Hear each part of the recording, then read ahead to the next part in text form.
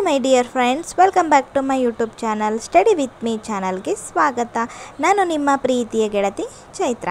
ಇವತ್ತು ಫ್ರೆಂಡ್ಸ್ ನನ್ನ ಚಾಲೆಂಜಿನ 2ನೇ ದಿನ. ನಾನು ಚಾಲೆಂಜ್ ಮಾಡಿದ್ದೀನಿ, ಅದು ಯಾರಿಗೂ ಅಲ್ಲ, ನನಗೆ ನಾನೇ ಚಾಲೆಂಜ್ ಮಾಡ್ಕೊಂಡಿದ್ದೀನಿ. ಏನಪ್ಪ ಅಂತಂದರೆ ಇವಾಗ 35 ದಿನ ಉಳಿದೈತಿ ಅಂತ ಹೇಳಿದ್ದೆ. ನಾನು ಟೈಮ್ ಟೇಬಲ್ ಪ್ರಿಪೇರ್ ಮಾಡಿದಾಗ 35 ದಿನ ಉಳಿದಿತ್ತು. ಯಾವ ಎಕ್ಸಾಮು? VAO exam.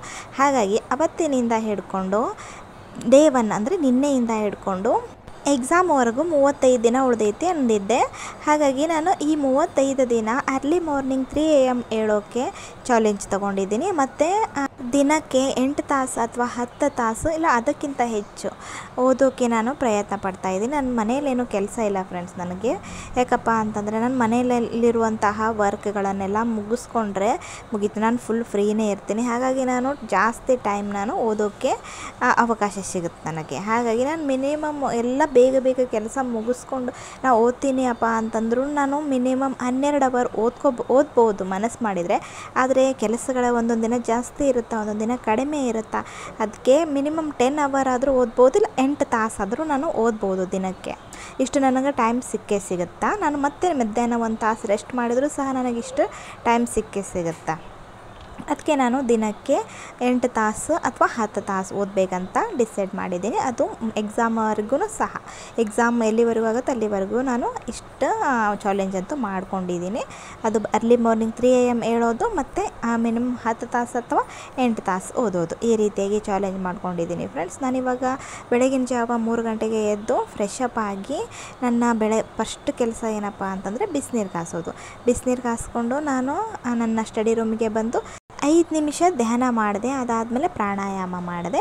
ಅದಾದಮೇಲೆ ಬಿಸಿನೀರು ಕುಡ್ಕೊಂಡು ಇವಾಗ ನಾನು ನನ್ನ ಸ್ಟಡಿನ ಸ್ಟಾರ್ಟ್ ಮಾಡ್ತಾಯಿದ್ದೀನಿ. ನಿನ್ನೆ ದಿನ ಸ್ಕೂಲ್ ಪುಸ್ತಕ ಈ ನೋಟ್ಸ್ ಕಂಪ್ಲೀಟ್ ಆಗೈತಿ. ಇವಾಗ ಇದು ನೋಟ್ಸು, ಇದನ್ನು ನಾನು ಇವತ್ತು ಕಂಪ್ಲೀಟಾಗಿ ಓದ್ಕೋಬೇಕು ಅಂದ್ಕೊಂಡಿದ್ದೆ. ಇದಿಷ್ಟು ಇಷ್ಟು ನೋಟ್ಸ್ ಇಲ್ಲ ಫ್ರೆಂಡ್ಸ್, ಎಲ್ಲ ಸಬ್ಜೆಕ್ಟ್ ಐತಿ. ಇದೇನು ನಾನು ಭಾಗ ಮಾಡಿದ್ದೀನೋ ಇದಷ್ಟೇ ಹಿಸ್ಟ್ರಿ ಸಬ್ಜೆಕ್ಟ್ ಇರೋದು. ಇದು KSಗೆ ಪ್ರಿಪೇರ್ ಮಾಡಿರುವಂತಹ ನೋಟ್ಸ್ ಆಗೈತಿ. ಇದು ಯಾವಾಗೋ ನನಗೆ ಒಂದು ಟೈಮ್ ಸಿಕ್ಕಿತ್ತು, ನಾನು 2 ವರ್ಷ ಹಿಂದೆ ಇರ್ಬೋದು, ಆ ಟೈಮಲ್ಲಿ ಸಿಕ್ಕಿತ್ತು ನನಗಿದು PDF ಸಿಕ್ಕಿತ್ತು.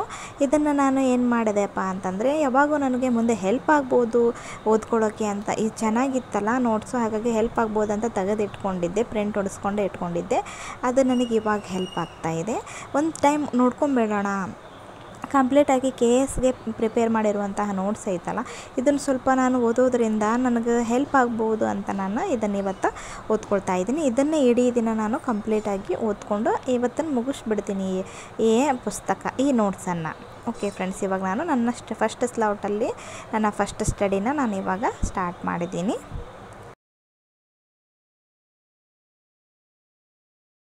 ಇವಾಗ ಟೈಮು 4:37 ಆಯಿತು ಫ್ರೆಂಡ್ಸ್. 1 ಅವರ್ ಸ್ಟಡಿ ಅಂತೂ ಕಂಪ್ಲೀಟ್ ಆಯಿತು.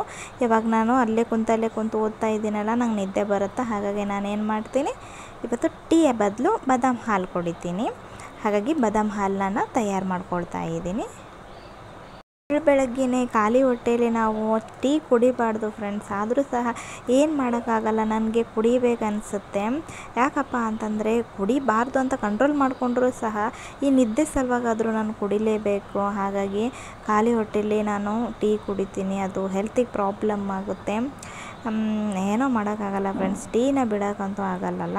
ಅದಕ್ಕೆ ಒಂದೊಂದು ದಿನ ಈ ರೀತಿಯಾಗಿ ಮಿಲ್ಕ್ ಕುಡಿಯೋದ್ರಿಂದ ಹೆಲ್ತಿಗೆ ಏನೋ ಪ್ರಾಬ್ಲಮ್ ಆಗಲ್ಲ ಅಂದ್ಕೊಳ್ತೀನಿ. ಇಲ್ಲಪ್ಪ ಅಂತಂದರೆ ನಾವು ಕಂಟಿನ್ಯೂ ಆಗಿ ಕುಂತ್ಕೊಂಡು ಓದೋದ್ರಿಂದ ನಿದ್ದೆ ಬರೋಕ್ಕೆ ಶುರುವಾಗ್ಬಿಡುತ್ತೆ. ಈ ರೀತಿಯಾಗಿ ಎದ್ದು ಒಂದು 5 ನಿಮಿಷ 10 ನಿಮಿಷ ನಾವು ಎದ್ದು ನಿಚ್ಚಳಾಗ್ಬಿಡ್ತೀವಿ. ಆಮೇಲೆ ಟೀ ಅದು ಕುಡಿಯೋದ್ರಿಂದ ನಿಮಗೆ ಗೊತ್ತೇ ಇದೆ, ಟೀ ಕುಡಿಯೋದ್ರಿಂದ ನಿದ್ದೆನ ಕಂಟ್ರೋಲ್ ಮಾಡ್ಕೋಬಹುದು ಅಂತ. ಹಾಗಾಗಿ ನಾನು ಇದನ್ನು ರೊಟೀನಾಗಿ ಇಟ್ಕೊಂಡ್ಬಿಟ್ಟಿದ್ದೀನಿ. ನನಗೆ ಟೀ ಕುಡಿಲೇಬೇಕನ್ಸುತ್ತೆ ಅದಕ್ಕೆ. ಆಮೇಲೆ ನನಗೆ ಇವಾಗ ಏನೋ ಮನೆಯಲ್ಲಿ ಟೋಸ್ಟ್ ಇದ್ದಾವೆ, ಅದಕ್ಕೆ ನಾನು ಇವಾಗ ಟೋಸ್ಟ್ ತಿಂತಾಯಿದ್ದೀನಿ. ಹಸಿವಾಗ್ತಾಯಿದೆ ನನಗೆ ಬೆಳಗ್ಗೆನೇ. ಅದು ಟೋಸ್ಟ್ ಇದಾವಂತ ನಂಗೆ ಹಸಿವಾಗ್ತಾಯಿದೆ, ಅದೇ ಖಾಲಿ ಆದಮೇಲೆ ಹಸಿವಾಗೋದಿಲ್ಲ. ಹಂಗೈತೆ ನೋಡಿ ಫ್ರೆಂಡ್ಸ್.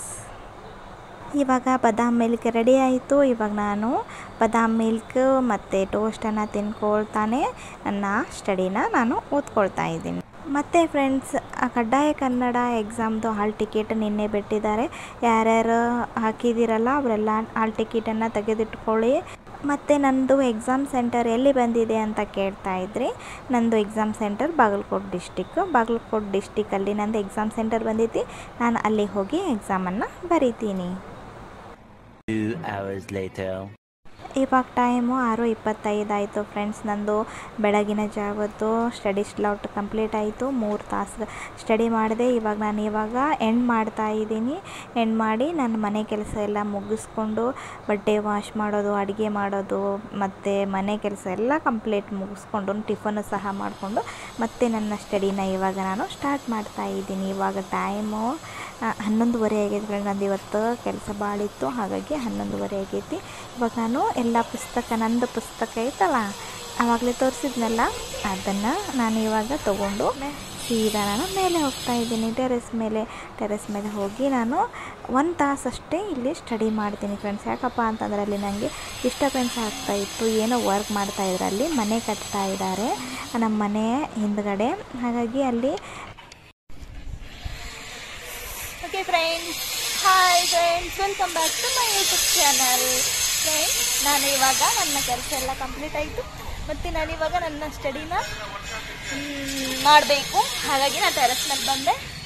ಇವತ್ತು ತುಂಬಾ ಕೆಲಸ ಇತ್ತು ಫ್ರೆಂಡ್ಸ್, ಹಾಗಾಗಿ ಭಾಳ ಲೇಟ್ ಆಯಿತು ನನ್ನ ಸ್ಟಡಿನ ಸ್ಟಾರ್ಟ್ ಮಾಡೋದು. ಈಗ 11:30 ಆಗಕ್ಕೆ ಬಂದೈತಿ, 11:27 ಆಯಿತು. ಹಾಗಾಗಿ ಭಾಳ ಲೇಟ್ ಆಯಿತು.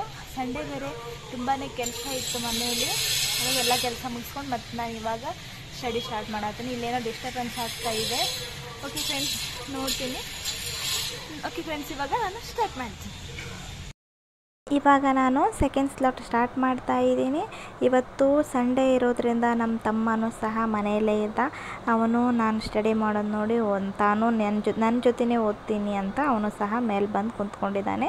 ಅವನ ಜೊತೆ ನಾನು 1 ಅವರ್ ಟೆರೆಸ್ ಮೇಲೆ ಇವತ್ತು ಸ್ಟಡಿ ಮಾಡ್ತಾ ಇದ್ದೀನಿ.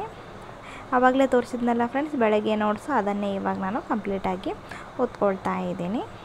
ಮತ್ತು ಫ್ರೆಂಡ್ಸ್, ಮನೇಲಿ ಚಿಕ್ಕ ಮಕ್ಕಳು ಇರ್ತಾರಲ್ಲ, ಅವರು ನಮ್ಮನ್ನು ನೋಡಿನೇ ಕಲಿತಾರೆ ಅನ್ನೋದಕ್ಕೆ ಬೆಸ್ಟ್ ಉದಾಹರಣೆ ಅಲ್ವಾ ಫ್ರೆಂಡ್ಸ್. ನಾವು ಮೊಬೈಲ್ ಹಿಡ್ಕೊಂಡು ಕುಂತ್ರೆ ಅವರು ಮೊಬೈಲ್ ಕೇಳ್ತಾರೆ, ನಾವು ಪುಸ್ತಕ ಹಿಡ್ಕೊಂಡು ಕುಂತ್ರೆ ಪುಸ್ತಕ ತಾವು ಹಿಡ್ಕೊಳ್ತಾರೆ. ಹಾಗಾಗಿ ಮಕ್ಕಳು ನಮ್ಮ ನೋಡಿ ಕಲಿತಾರೆ. ನಾವು ಜಾಸ್ತಿ ಪುಸ್ತಕ ಹಿಡ್ಕೊಳ್ಳೋದ್ರಿಂದ ಅವರು ಸಹ ಓದಿನಲ್ಲಿ ಆಸಕ್ತಿಯನ್ನು ಬೆಳೆಸ್ಕೊಳ್ತಾರೆ. ತಾವು ಓದಬೇಕು ಅಂತ ತೀರ್ಮಾನ ಮಾಡಿಕೊಂಡು, ನಾನೇನು ಟೈಮ್ ಟೇಬಲ್ಲು ಮಾಡಿಕೊಂಡು ಸ್ಟಡಿ ಮಾಡ್ತಾ ಇದ್ದೀನಲ್ಲ ಫ್ರೆಂಡ್ಸ್, ಅದನ್ನು ನೋಡಿ ತಾನೂ ಸಹ ಒಂದು ಓನಾಗಿ ಟೈಮ್ ಟೇಬಲ್ ಮಾಡ್ಕೊಂಡಿದ್ದಾನೆ. ಅದನ್ನ ಪ್ರಕಾರ ಓದಬೇಕು ಅಂತಂದವನು. ಹಾಗೆ ಅದಕ್ಕೆ ಫ್ರೆಂಡ್ಸ್ ನಾವು ಏನು ಮಾಡ್ತೀವಿ ಅದನ್ನು ನೋಡಿನೇ ಮಕ್ಕಳು ಕಲಿತಾರೆ. ಅದಕ್ಕೆ ನಮ್ಮ ತಮ್ಮನೂ ಸಹ ಅದೇ ರೀತಿ ಮಾಡ್ತಾ ಇದ್ದಾನೆ. ಅದನ್ನು ನಿಮ್ಮ ಜೊತೆ ಹೇಳಿಕೊಂಡೆ ಅಷ್ಟೇ. ಇವಾಗ ನಾನು ಸ್ವಲ್ಪ ಹೊತ್ತು ರೆಸ್ಟ್ ಮಾಡ್ತೀನಿ. 1 ತಾಸಂತೂ ಮಲ್ಕೊಂಡೆದ್ದು ಆಮೇಲೆ ಊಟ ಮಾಡಿ ಮತ್ತೆ ನಾನು ನನ್ನ ಸ್ಟಡಿನ ಸ್ಟಾರ್ಟ್ ಮಾಡ್ತೀನಿ. ಇವಾಗ 3 ಗಂಟೆ ಆಯಿತು ಫ್ರೆಂಡ್ಸ್. ಮತ್ತು ನಾನು ಟೀ ಮಾಡಿಕೊಂಡು ಮತ್ತೆ ನನ್ನ ಸ್ಟಡಿನ ಸ್ಟಾರ್ಟ್ ಮಾಡ್ತಾ ಇದ್ದೀನಿ. ಇವಾಗ ನಾನು ಬೆಳಗಿನ ಜಾವ ಬೇಗನೆ ಎದ್ದಿರ್ತೀನಲ್ಲ ಫ್ರೆಂಡ್ಸ್, ಹಾಗಾಗಿ ಮಧ್ಯಾಹ್ನ 1 ತಾಸು ರೆಸ್ಟ್ ತುಂಬಾ ಅವಶ್ಯಕವಾಗಿರುತ್ತೆ. ಇಲ್ಲಪ್ಪ ಅಂತಂದರೆ ಮುಂದೆ ಓದೋಕ್ಕಂತೂ ಒಂಚೂರು ಇಂಟ್ರೆಸ್ಟ್ ಇರಲ್ಲ, ಆ ರೀತಿ ಮೈಂಡ್ ವರ್ಕೇ ಮಾಡೋಂಗಿಲ್ಲ, ಹಾಗಾಗಿಬಿಡತ್ತೆ. ಹಾಗಾಗಿ 1 ತಾಸು ನಾವು ನಮಗೋಸ್ಕರ 1 ತಾಸು ರೆಸ್ಟ್ ಮಾಡಿಕೊಂಡ್ರೆ ಆಮೇಲೆ ಅದು ಸ್ಟಡಿಗೆ ತುಂಬಾ ಹೆಲ್ಪ್ ಆಗುತ್ತೆ. ಅದು ನಮಗೆ ಆ್ಯಕ್ಟಿವ್ ಮಾಡುತ್ತೆ, ಮೈಂಡನ್ನು ರೆಸ್ಟ್ ತೊಗೊಂಡು ರಿಲ್ಯಾಕ್ಸ್ ಆಗುತ್ತೆ. ಹಾಗಾಗಿ ಮತ್ತೆ ಓದೋಕ್ಕೆ ಅದು ಇಂಟ್ರೆಸ್ಟ್ ಕೊಡುತ್ತೆ. ಇವಾಗ ನಾನು ಫೇಸ್ಗೆ ಆಲೋವೆರಾ ಅಪ್ಲೈ ಮಾಡ್ಕೊಳ್ತಾ ಇದ್ದೀನಿ. ಇದನ್ನು ಹಚ್ಕೊಳ್ಳೋದ್ರಿಂದ ಮುಖದಲ್ಲಿರುವಂತಹ ಕಲೆಗಳು ಹೋಗ್ತಾವೆ ಫ್ರೆಂಡ್ಸ್. ಹಾಗಾಗಿ ನಾನು ಒಂದೊಂದು ಟೈಮ್ 1 ದಿನ ಬಿಟ್ಟು 1 ದಿನ ಇಲ್ಲ 2 ದಿನ ಬಿಟ್ಟು ಈ ರೀತಿಯಾಗಿ ನಾನು ಆಲೋವೆರಾವನ್ನು ಈವ್ನಿಂಗ್ ಟೈಮ್ ಹಚ್ಕೊಳ್ತೀನಿ. ಇದು ಹಚ್ಕೊಳ್ಳೋದ್ರಿಂದ ಮುಖ ಫುಲ್ಲು ಶೈನಿಂಗ್ ಆಗುತ್ತೆ ಮತ್ತು ಬ್ಲಡ್ ಸರ್ಕ್ಯುಲೇಷನ್ ಸಹ ಆಗೋದ್ರಿಂದ ಕಾಂತಿಯುತ ಆಗುತ್ತೆ ಫ್ರೆಂಡ್ಸ್ ಫೇಸ್. ನನಗೂ ಆವಾಗವಾಗ ಒಂದೊಂದು 2 ಪಿಂಪಲ್ಸ್ ಆಗ್ತಾವೆ ಫ್ರೆಂಡ್ಸ್. ಯಾಕಪ್ಪ ಅಂತಂದರೆ ನನಗೆ ಹೀಟ್ ಜಾಸ್ತಿ ಆಗುತ್ತೆ. ಹೀಟ್ ಆಗೋದ್ರಿಂದ ಪಿಂಪಲ್ ಆಗುತ್ತೆ. ಆಮೇಲೆ ಫುಡ್ ತಿಂದಾಗೂ ಸಹ ಪಿಂಪಲ್ಸ್ ಆಗ್ತವೆ. ಆಮೇಲೆ ಮಂತ್ಲಿ ಪ್ರಾಬ್ಲಮ್ ಇದ್ದಾಗೂ ಸಹ ನನಗೆ ಪಿಂಪಲ್ಸ್ ಆಗ್ತವೆ. ಹಾಗಾಗಿ ಆ ಕಲೆಗಳು ಹೋಗಬೇಕಪ್ಪ ಅಂದ್ರೆ ನಾನು ಈ ಥರ ಅಲೋವೆರಾವನ್ನು ಹಚ್ಕೊಳ್ತೀನಿ. ಮತ್ತು ಏನೇನೋ ಮನೆಯಲ್ಲಿ ಸಿಗುವಂತಹ ವಸ್ತುಗಳನ್ನು ನಾನು ಅವಾಗವಾಗ ಮುಖಕ್ಕೆ ಅಪ್ಲೈ ಮಾಡ್ಕೊಳ್ತಾ ಇರ್ತೀನಿ ಫ್ರೆಂಡ್ಸ್. ಹೋಮ್ ರೆಮಿಡಿ, ಮನೆಯಲ್ಲೇ ಸಿಗುವಂತಹ ಆಯುರ್ವೇದಿಕ್ ಆಗಿರುವಂತಹ ವಸ್ತುಗಳನ್ನು ಬಳಸಿ ಫೇಸ್ಗೆ ಅಪ್ಲೈ ಮಾಡ್ಕೊಳ್ತಾ ಇರ್ತೀನಿ ನಾನು ಅವಾಗವಾಗ ಟೈಮ್ ಸಿಕ್ಕಾಗ. ಇವಾಗ ನಾನು ಚೆನ್ನಾಗಿ ಮಸಾಜ್ ಮಾಡಿಕೊಂಡೆ ಅಲೋವೆರಾದಿಂದ. ಆಮೇಲೆ ಫೇಸ್ ವಾಶ್ ಮಾಡ್ಕೊಂಡು ಬಂದೆ ಫ್ರೆಂಡ್ಸ್. ಇವಾಗ ನೋಡಬಹುದು ನೀವು ನನ್ನ ಫೇಸು ಎಷ್ಟು ಕ್ಲೀನಾಗಿ ಕಾಣಿಸ್ತಾ ಇದೆ ಅಲ್ಲ ಫ್ರೆಂಡ್ಸ್. ಅದಕ್ಕೆ ಅಲೋವೆರಾ ತುಂಬಾ ಚೆನ್ನಾಗಿರುತ್ತೆ. ಇದರಿಂದ ಯಾವುದೇ ಸೈಡ್ ಎಫೆಕ್ಟ್ ಆಗೋದೇ ಇಲ್ಲ ಫ್ರೆಂಡ್ಸ್. ಅದು ಅಷ್ಟು ಒಳ್ಳೆ ರೆಮಿಡಿ ಅಂತಲೇ ಹೇಳ್ಬೋದು. ನೀವು ಸಹ ಇದನ್ನು ಯೂಸ್ ಮಾಡಬಹುದು. ಏನಾದರೂ ಮುಖದಲ್ಲಿ ಕಲೆಗಳಿದ್ದರೆ ಮತ್ತು ಪಿಂಪಲ್ಸ್ಗಳಿದ್ದರೆ ಎಲ್ಲನೂ ಹೋಗ್ತಾವು. ನಾವು ಕ್ರಮೇಣ ಯೂಸ್ ಮಾಡ್ತಾ ಫೇಸ್ ಎಲ್ಲ ಫುಲ್ ಕ್ಲಿಯರ್ ಆಗುತ್ತೆ ಫ್ರೆಂಡ್ಸ್. ಯೂಸ್ ಮಾಡಿ, ನಿಮಗೆ ರಿಸಲ್ಟ್ ಗೊತ್ತಾಗುತ್ತೆ. ಇವಾಗ ನಾನು ಫ್ರೆಶ್ ಅಪ್ ಆಗಿ ಮತ್ತು ಫ್ರೆಂಡ್ಸ್ ನಮ್ಮ ಇಲ್ಕಲ್ಲಲ್ಲಿ ನೀರೇ ಬಿಟ್ಟಿಲ್ಲ. 3 ದಿವಸ ಆಯಿತು ನೀರೇ ಬಂದಿಲ್ಲ. ಹಾಗಾಗಿ ಮತ್ತೆ ಕೆಳಗಡೆ ಹೋಗಿ ಏನು ಡೋಣಿ ಇರುತ್ತಲ್ಲ ಅದರಲ್ಲಿರುವಂತಹ ನೀರನ್ನು ಜಗ್ಗಿ ತೊಗೊಂಡು ಬಂದು ಮನೆಯಲ್ಲಿಟ್ಟೆ. ಒಂದು 4-5 ಕೊಡ ತೊಗೊಂಡು ಬಂದಿಟ್ಟೆ. ಅದಾದಮೇಲೆ ನನ್ನ ಸ್ಟಡಿನ ನಾನು ಸ್ಟಾರ್ಟ್ ಮಾಡಿದೆ. ಅಷ್ಟೊತ್ತಿಗೆ ನನ್ನ ಟೈಮ್ ಎಷ್ಟಾಯಿತು, 6:30 ಆಯಿತು ಫ್ರೆಂಡ್ಸ್. 6:31 ಆಗಿಬಿಡ್ತು. ಹಾಗಾಗಿ ನನ್ನ ಸ್ಟಡಿನ ನಾನು ಇವಾಗ ಸ್ಟಾರ್ಟ್ ಮಾಡ್ತಾ ಇದ್ದೀನಿ. ಮತ್ತು ಫ್ರೆಂಡ್ಸ್, ನಮ್ಮ ಫ್ರೆಂಡ್ ಕೇಳ್ತಾ ಇದ್ರು ಏನಪ್ಪ ಅಂತಂದರೆ, ನಾಳೆ ಎಕ್ಸಾಮ್ ಇರುತ್ತಲ್ಲ, ಕಡ್ಡಾಯ ಕನ್ನಡ ಎಕ್ಸಾಮ್ ಹೋಗ್ತೀವಲ್ಲ, ನೋಸ್ ಪಿನ್ ಹಾಕ್ಕೊಂಡು ಹೋಗ್ಬೇಕಾ ಇಲ್ಲ ತೆಗೆದು ಹೋಗಬೇಕಾ ಅಂತ ಕೇಳ್ತಾ ಇದ್ರು. ನೋಸ್ ಪಿನ್ನಿಂದ ಏನು ಸಮಸ್ಯೆ ಇಲ್ಲ ಫ್ರೆಂಡ್ಸ್. ನೋಸ್ ಪಿನ್ನು, ಆಮೇಲೆ ನಾವು ಕಿವಿ ಮೇಲೆ ತಾಲೂಕು ಇರುತ್ತಲ್ಲ, ಇವುಗಳನ್ನೇನು ತೆಗಿಯೋಕ್ಕೆ ಆಗಲ್ಲ. ಇವುಗಳನ್ನು ನಾವು ಹಾಕೊಂಡು ಹೋಗ್ಬೋದು. ಕೊರಳಲ್ಲಿ ಆಮೇಲೆ ಕೈಯಲ್ಲಿರುವಂಥ ಫ್ರೆಂಡ್ಸ್, ಇವಾಗ 7:30 ಆಯ್ತು. 1 ಅವರ್ ಸ್ಟಡಿ ಮುಗಿಸಿದೆ. ಹೊರಗಡೆ ಮಳೆ ಬರ್ತಾ ಇದೆ ಜೋರಾಗಿ, ಗುಡುಗು ಸಿಡ್ಲು ಬರತೈತಿ. ನೋಡಂ ಬರ್ರಿ ಫ್ರೆಂಡ್ಸ್ ಹೆಂಗ್ ಬರತೈತಿ ಅಂತ. ಮಳೆ ಬರ್ತಾ ಇದೆ ಸಿಕ್ಕಾಪಟ್ಟೆ ಜೋರಾಗಿ.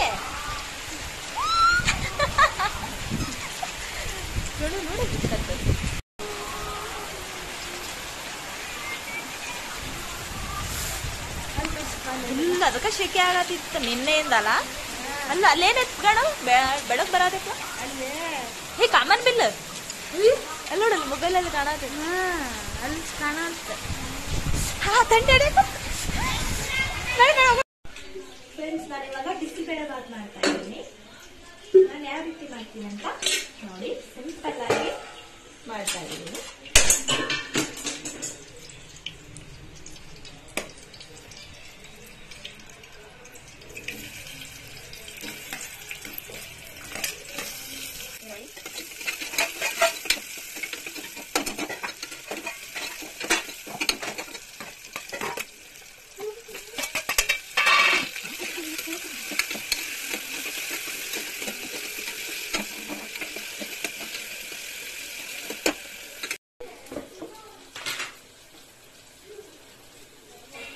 ಹಾಕ್ಬೇಕು.